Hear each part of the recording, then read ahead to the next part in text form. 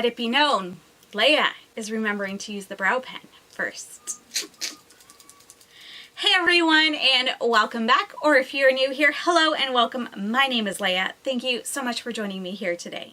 For today's video, I am doing another Get Ready With Me, and this one was inspired by my friend Kristine Lamonday. I believe last week, maybe it was 2 weeks ago now, she did a Get Ready With Me, or a video anyway, and it was basically her talking about a game that she used to play when she was younger, and it was 2 truths and 1 lie. So the premise of this is that for me, I will be applying my makeup while I go over some statements with you. I have 5 sets with 3 statements in each of them, and within those 3 statements, 2 of those are the truth and 1 of them is a lie. I may have said that backwards before, but it's 2 truths and 1 lie.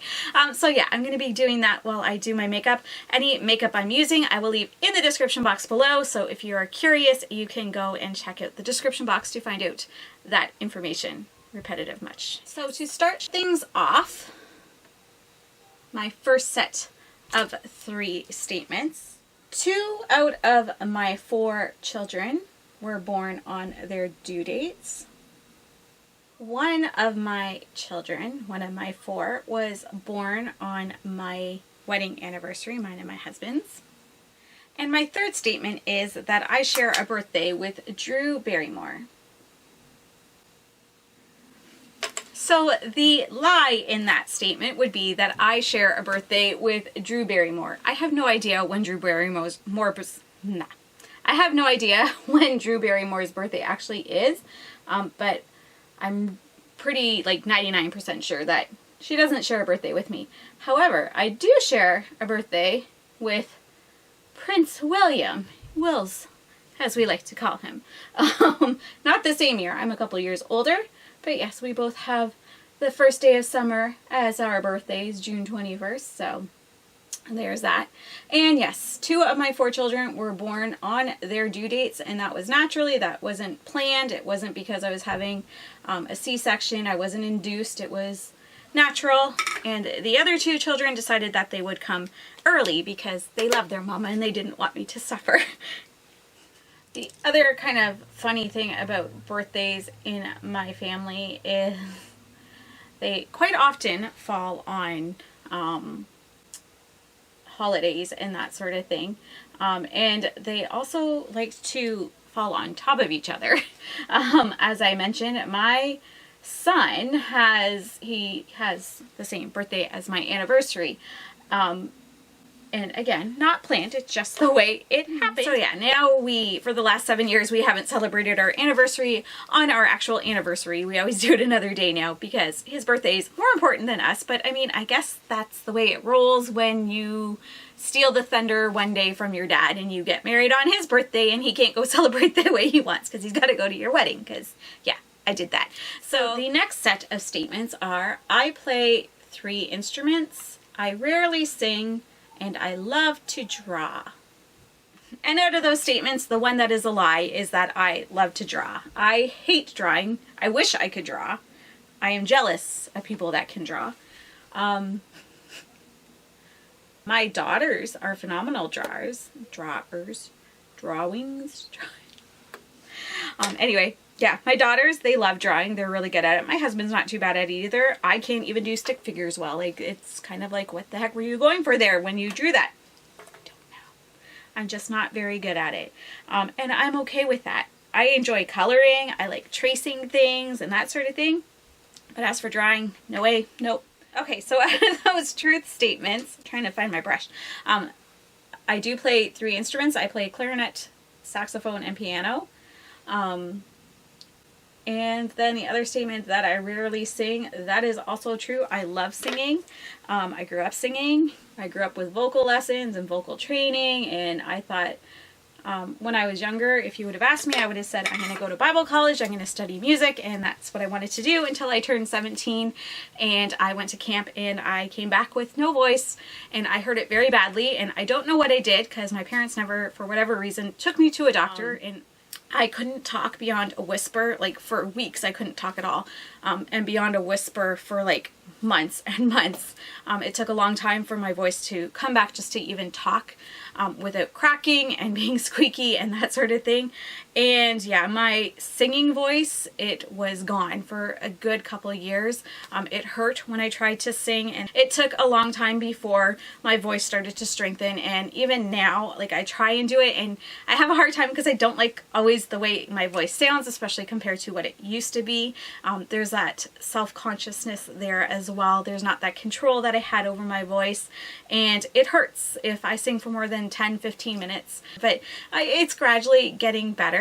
But yeah, it's taken a long time, and it will never be what it used to be, and I'm okay with that. Okay, so my next set of statements are that I love math, especially like in high school.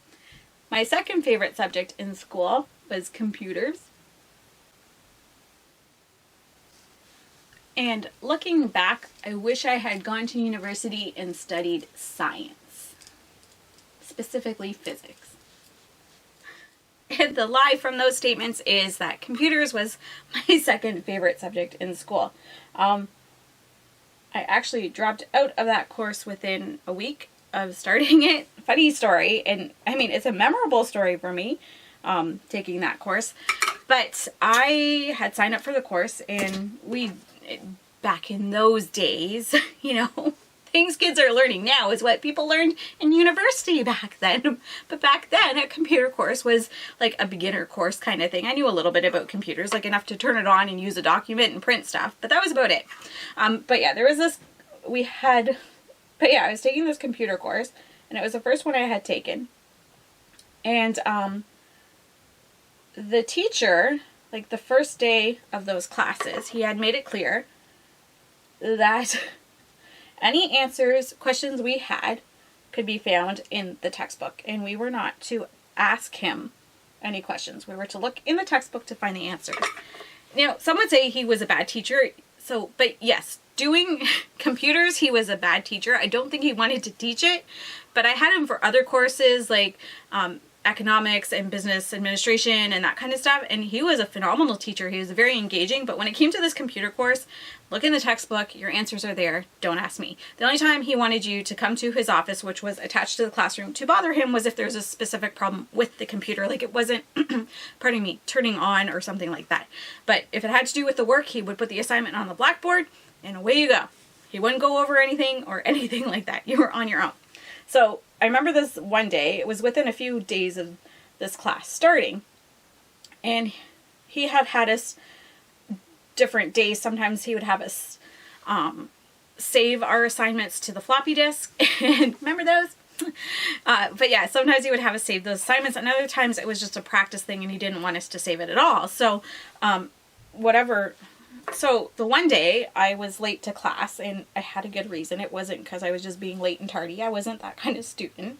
But anyway, I was late to class, so I had missed the initial instructions on what we were supposed to do with our assigned work. Like, I knew what the work was. I needed to know if I needed to save it to the disk or if, you know, it was a practice thing, because we weren't supposed to, like, he didn't want us saving them to the disks. I don't know if they wore out easier back then. I don't know. He was very particular, but he didn't want to teach either when it came to that class. Anyway, so I have this question. So I go to his office and I knock on the door, and he looks at me and he's like, Leah. He's like, you have a question? I'm like, yeah. He's like, did you look in the textbook? And I'm like, no. He's like, well, go look in the textbook. You'll find your answer.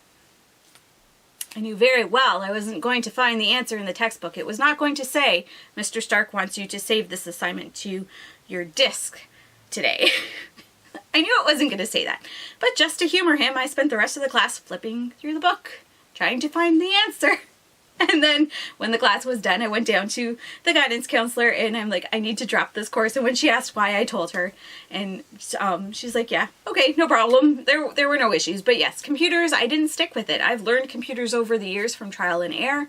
But as for, hold on, I got it with my hand. But as for like programming or anything like that, it never was an interest to me. I just go to my brother if I need help with that. He studied computers in college. So, but yeah, that was my experience with computers. But yes, math, on the other hand, I did it very well in. I graduated with the highest grade out of our graduating alumni class, whatever you call it. So yeah, I was very proud of myself with that. Looking back, I knew I was always good at math and science, but I never knew what I could do with that. So I never even thought about studying it in university, because I'm like, I'm not going to be a math teacher and I don't want to be a doctor. I don't like geometry and I don't like biology. So if I don't like all aspects of the math and I don't like all aspects of the science, how am I going to do well? So I wish, looking back, it's not a regret per se, but I think looking back, I wish I would have taken more initiative with that, because I think I would have done well with it. I loved especially physics, and I think it would have been cool to be called a scientist now. So, but yeah, I think it's something I could have done. So my next set of statements are, I am a certified cosmetologist esthetician. I have never had my makeup professionally done. And I love massages. And the lie out of those statements is that I love massages. I actually hate massages. I don't like pedicures. I don't like manicures. I don't want to be touched. I don't want to be rubbed that way. I do not like it. I sound like a Dr. Seuss book right now. But yeah, I don't like massages at all. I'd rather just relax in a bath. I don't find them relaxing. I find them uncomfortable and stressful, and not stressful, but like, I just find them uncomfortable. I don't like them. So yeah. And funny thing, my sister also doesn't like them, and it wasn't because we grew up like with something traumatic that happened or anything like that. I didn't even realize that she didn't like them until probably I was in my 20s, and she's 8 years older than me. So it's been a while, but yeah, neither one of us like them. And my husband sometimes he's like, hey, give me a massage. I'm like, you never give me a massage. And he's like, you don't like them. And I'm like, yeah, I don't like giving them either. So if he wants a massage, he can go see a massage therapist or something like that. I'm not doing it. He sometimes gets our 9-year-old daughter to walk on his back, and apparently that feels good. But yeah, again, don't get that. I don't enjoy massages at all. Don't want them. Nope. No, thank you. But I do have my cosmetology and my aesthetics certificates. I got those many moons ago, 2002, I think. Yeah, so it's been a while. But in a sense, going back to the science thing, cosmetology and especially is kind of like the science of makeup. So I guess I kind of am like a makeup scientist. In a roundabout way, I guess I kind of did it. And the last statement that I have there is that I have never had my makeup professionally done. And I don't know if that kind of goes hand in hand with the whole massage thing, because I've never really been to a spa for any kind of experiences like that. I've never reached out to have my makeup professionally done. I've always enjoyed the way I've done it as well, so it's never been something that I went ahead and did. So yeah, no one, I mean, I've had friends do my makeup, but it's just kind of playing around, and I always liked how I did it better anyway. So just me. Yeah. So back to this brow pen. I used it. I don't like it. I don't think I'm going to talk much about it anymore. I've talked about it a lot in the last few videos simply because I keep forgetting to use it. It's kind of an off color. It's a little bit thick. It kind of bleeds when you put it on initially, so it's really hard to get those thin brow strokes. It doesn't last either. It starts going patchy and wears off. I don't like how it works. The color is weird. Maybe I'm using it wrong. I don't think I've used the other thing with this is you have to do it first. And I've seen people using the MAC one, I forget what it's called, and the Urban Decay one, and they do it after their makeup's already on and they have no problem getting the ink onto their brows. Whereas this you have to be very, whereas this you do have to do it first, and it's kind of hard to keep your foundation out of it, and then when you're trying to fix it, you cover it a bit, and it kind of goes splotchy from that, but it also just doesn't last throughout the day. So not a fan of this. I'm not a fan of the actual brow pencil, the micro pencil either. It's not awful, but again, it doesn't last all day. It doesn't last as well as some of my other ones, so I don't recommend these two Rimmel brow products at all. Unfortunately, I have yet to find a drugstore brow pen that works, and I was really hoping for this one because it's a single tip one and not one of the tri-tip ones, but unfortunately, I can't recommend it. I know it's affordable, so maybe you'd want to try it, but at the same time, very finicky, doesn't last, goes patchy, and it's a weird color. So my next and my last set of statements is I love plum dumplings. I think they are the most delicious thing I have ever eaten. As I try not to poke my eye while I am doing this. Cilantro is disgusting. And my last statement is that I am allergic to shellfish. And the lie from those statements is that I am allergic to shellfish. I am not. I only have seasonal allergies for outside. I do not have any food allergies. However, my mom was deathly allergic to shellfish. She was anaphylactic. My sister is allergic to tree nuts, which has morphed into anything with basically a pit that grows on a tree. She ended up in the hospital eating a peach a couple of years ago. So yeah, lucky her. I, on the other hand, I can still eat peaches and plums, which is one of the things that I love eating is plum dumplings. I have a Croatian heritage, and that is one of the things I grew up eating. I mean, we call it plum dumplings in English. I'm probably butchering it, but I think it's called vechnadel or something like that. I've made it before. It's potato dough, and then you take a plum and you split it, take the pit out, and you put cinnamon and sugar in it, and you wrap it in the potato dough, and then you boil it, and then you make this breadcrumb mixture with the cinnamon and sugar, and you put the dumplings after they've boiled into a pot, like a pan, and you toast you bake it all together until the juices start to seep out from the plums and it's nice and bubbling, and you go and eat it, and you have this delicious hearty potato dough, and then you have this delicious plum, just juicy and bursting with flavor, and the cinnamon and the sugar. It's so delicious. I want some now. It is very time consuming to make. Out of my immediate family, I'm the only one who actually makes it. My grandmother used to always make it for us whenever we went to visit. Unfortunately, she is not in the best of health to be able to do that anymore, to host family gatherings, and I've never had it from any of my aunts, so I guess it's on me now. But yeah, I do enjoy making it from time to time, and I love eating it. I think it is my favorite thing to eat in the whole wide world. On the other hand, cilantro is disgusting. It is nasty. It tastes like soap has died a nasty death and gone into your mouth and then died another nasty death. I don't know how people eat it. It's revolting. I hate cilantro.